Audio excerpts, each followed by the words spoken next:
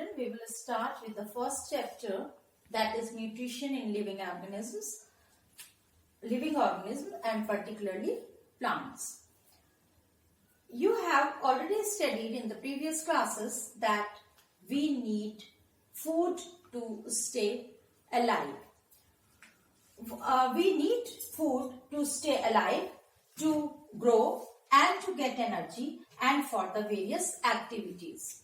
We need, for all these purposes, we need food, and what is present in the food that provide us energy and that is necessary to stay alive. There are certain chemical substances, children, there are certain chemical substances which are present in the food, and these chemical substances or components present in the food are known as nutrients. They are called as nutrients. You already know about that.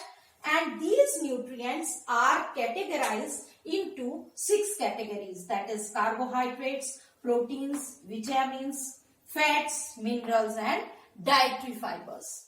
All these components, how they help us, they perform different functions in our body, and these components, that is proteins, that help us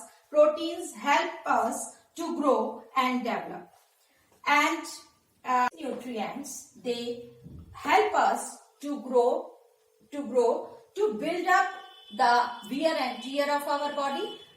In the same way as we get any of the wear and tear in our houses, then we have to repair them. In the same way, these nutrients, they help us to repair our body parts and to give energy and to continue the different life processes. Now, how we get these components are the essential parts of our food, our diet. These components are the essential part of our diet.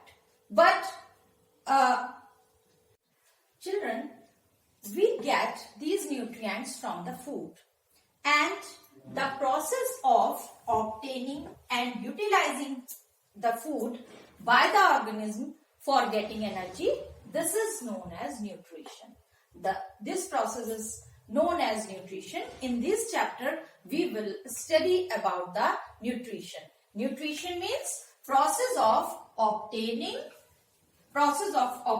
and utilizing food by the organisms. Nutrition is obtaining and utilizing food for different purposes, that is nutrition. In this chapter particularly, we will study about the nutrition in plants. This process of nutrition is categorized into 2 types. First one is autotrophic nutrition and second one is heterotrophic nutrition. Autotrophic nutrition, auto means self and troph means nutrition. The nutrition is done by the organism itself. The obtaining and utilizing the food by itself to use for different purposes, that is autotrophic nutrition. This autotrophic nutrition is found in the plants and some bacteria. Particularly, first of all, we will study about the autotrophic nutrition. Another type of nutrition that is known as heterotrophic nutrition, and in Greek, heteron means other, that the animals or the organisms which are dependent for their nutrition on the other animals, other organisms, that is considered as heterotrophic nutrition. And in this category, all the animals and some of the plants are included in the heterotrophic nutrition.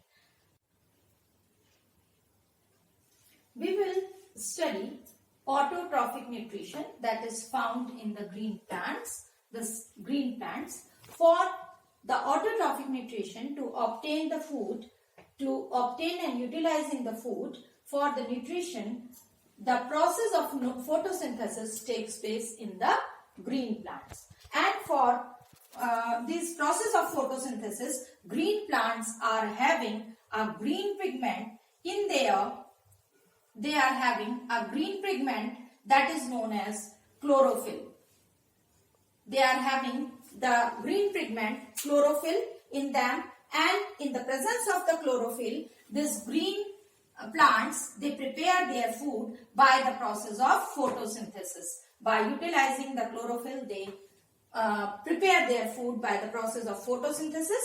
In this process of photosynthesis, these green plants obtain carbon dioxide from the environment and water and minerals from the soil, and in the presence of sunlight and in the presence of chlorophyll, they convert these carbon dioxide and water into carbohydrate and sugar, and oxygen get released. In this way, these autotrophic plants or green plants prepare their food in the presence of sunlight with the help of chlorophyll pigment. These autotrophic plants, they prepare the food. For that purpose, they get water and mineral.